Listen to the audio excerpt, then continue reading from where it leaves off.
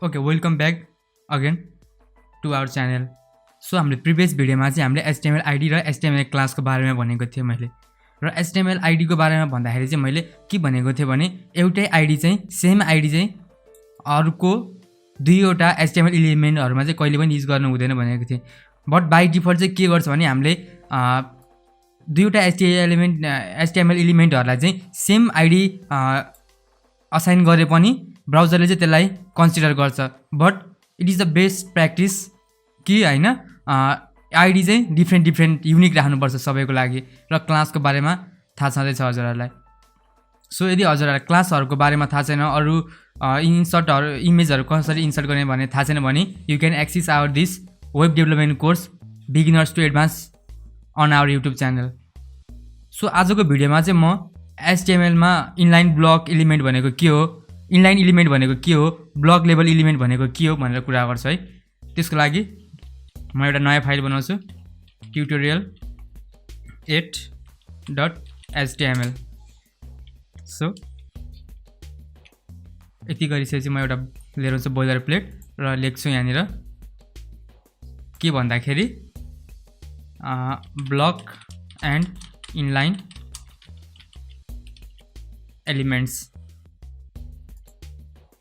HTML मा चाहिँ to टाइप्सको एलिमेन्ट्सहरु हुन्छ। एउटा हुन्छ ब्लक लेभल एलिमेन्ट्स र अर्को हुन्छ इनलाइन एलिमेन्ट्स। अब ब्लक लेभल एलिमेन्ट्स भनेको चाहिँ के हो भन्दाखेरि म लेख्छु ब्लक एलिमेन्ट्स। ब्लक एलिमेन्ट्स भनेको चाहिँ त्यस्तो एलिमेन्ट हो जो चाहिँ सधैँ न्यू लाइनमा स्टार्ट हुन्छ। भनेको मतलब के हो भन्दाखेरि always starts on a new line. भनेको मतलब चाहिँ के हो भन्दाखेरि त्यस्तो HTML मा चाहिँ त्यस्तो एलिमेन्टहरु हुन्छ जुन चाहिँ सधैँ न्यू लाइनमा बाट चाहिँ स्टार्ट हुन्छ। भनेको मतलब चाहिँ त्यसलाई हामीले दुईवटा HTML एलिमेन्टको बीचमा राखेर चाहिँ त्यसलाई राख्न मिल्दैन।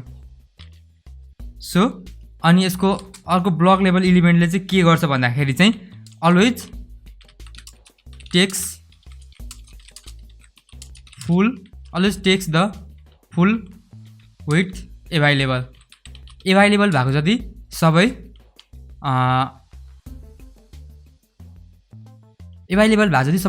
विथ चाहिँ यसले लिन्छ। जस्तै example of block level element भन्नुहुन्छ भने जस्तै ब्लक लेभल एलिमेन्टहरु के हो भन्दाखेरि हामीलाई थाहा छ, मैले हिजो हाम्रो एउटा छ लिस्ट आइटम, अनि अर्को हुन्छ order list, unorder list, H1 to H6 headings भयो है, हेडिङ्सहरु। अनि अर्को हुन्छ ब्लक क्वेट, मैले भनेको थिएँ यो सबै ब्लक क्वेट। अरु हुन्छ अरु डिप भन्ने हुन्छ HTML एलिमेन्टहरुलाई चाहिँ एउटा कन्टेनरमा राख्नको लागि चाहिँ हामीले डिपको युज गर्छौं। अर्को हुन्छ टेबल, अर्को हुन्छ pre formatted text, so on. र म यतिलाई चाहिँ अहिले के गर्छु भन्दाखेरि र मैले यतिलाई चाहिँ अहिले कमेन्ट आउट गरेँ। सो ब्लक एलिमेन्ट भनेको चाहिँ के हो भन्दाखेरि ब्लक एलिमेन्ट चाहिँ के हो भन्दाखेरि सधैँ न्यू लाइनबाट स्टार्ट हुन्छ। फर इक्जाम्पल मैले यहाँनिर लेखेको छु H1 to H6 र मैले यहाँनिर H1 to H6 लेखेर ब्लक एलिमेन्ट्स भनेर हाने भने के हुन्छ त भन्दाखेरि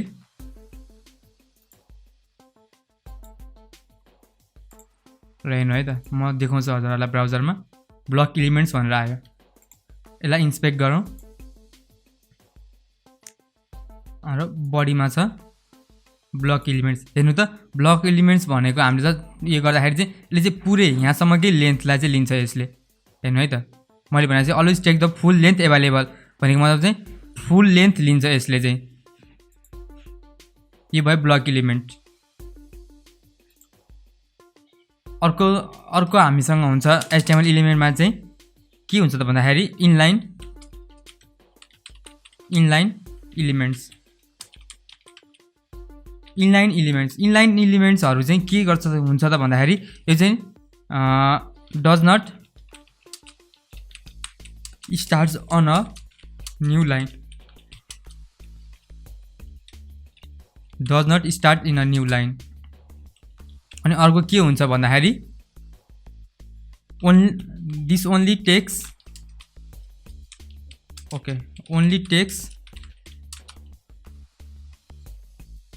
takes of as much as wide width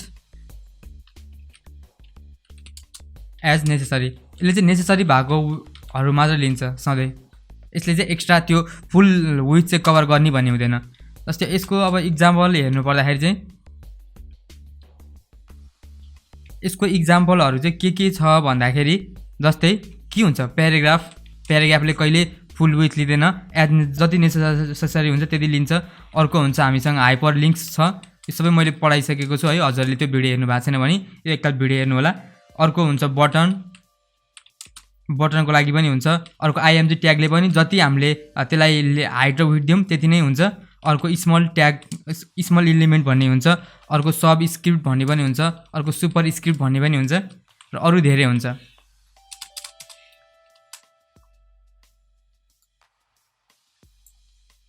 यो भयो। अब म यसलाई चाहिँ कमेन्ट आउट गरिदिन्छु, हजुरले चाहिँ यसलाई नोट गर्नु होला है। अरू पनि हुन्छ है, मैले त्यहाँनिर सबै लेखेको छैन, बट अरू पनि धेरै हुन्छ। सो एज इक्जाम्पलको लागि चाहिँ के हेरौँ भन्दाखेरि एउटा प्याराग्राफ लेखौँ। Paragraph this is a inline element paragraph. So र मैले यहाँनिर हाइपर लिङ्कको यो पनि राख्न सक्छु। यसलाई चाहिँ म के गर्छु भन्दाखेरि ह्यासट्याग राखिदिन्छु। यो भनेको चाहिँ के हुन्छ भने यो चाहिँ अर्को ठाउँमा लिङ्क हुँदैन। दिस इज अ लिङ्क भनेर राखेँ भने के हुन्छ भने यिनीहरू चाहिँ एउटै लाइनमा आउँछ, हेर्नु है, यो सबै एउटै लाइनमा आउँछ। ब्लक इलिमेन्ट भएको भए चाहिँ के हुन्थ्यो भन्दाखेरि चाहिँ न्यू लाइनमा स्टार्ट हुन्थ्यो। ब्लक इलिमेन्ट भएको भए चाहिँ सधैँ न्यू लाइनमा स्टार्ट हुन्थ्यो, but these are inline elements भएको कारणले गर्दाखेरि चाहिँ के हुन्छ भन्दाखेरि न्यू लाइनमा स्टार्ट हुँदैन। र मुनि हेर्नु है त, र प्याराग्राफमा हेर्नु त, यसले जति विड्थ त्यसको लागि नेसेसरी छ नि त्यति नै लिएको छ नि होइन। अर्को एचरेपको पनि हेर्नु के भएको छ त्यहाँनिर हेर्नु त, दिस इज अ लिङ्क भन्ने ठाउँमा यसले धेरै लिएको छैन, 83.11 इन्टु 17.28 लिएको छ। सो यो चाहिँ हाम्रो ब्लक इलिमेन्ट र इनलाइन इलिमेन्टको चाहिँ इक्जाम्पलहरू हो। सो अझै धेरै हुन्छ है, इनलाइन इलिमेन्टहरू चाहिँ धेरै हुन्छ अरू। सो म के गर्छु भन्दा block and inline elements in HTML भनेर हान्छु। यति भनेर हानिसकेपछि चाहिँ धेरै आउँछ है।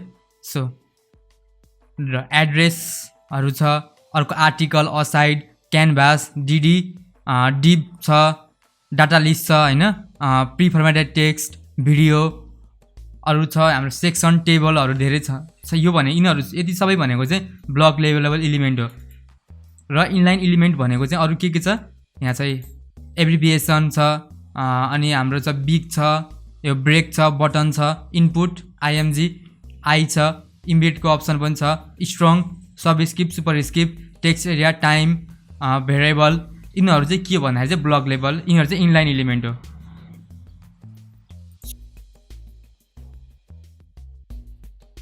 So block elements are the elements which always start on a new line and takes the full width, 100% width. But the inline elements are those elements who does not start on a new line and takes width as necessary only. So यो video चाहिँ inline र block इलिमेन्टको बारेमा थियो। अब next भिडियोमा चाहिँ म HTML मा फर्महरू कसरी क्रिएट गर्ने, जस्तै कन्ट्याक्ट फर्महरू हुन्छ, त्यो कन्ट्याक्ट फर्महरू कसरी बनाउने भनेर चाहिँ म सिकाउँछु नेक्स्ट भिडियोमा चाहिँ।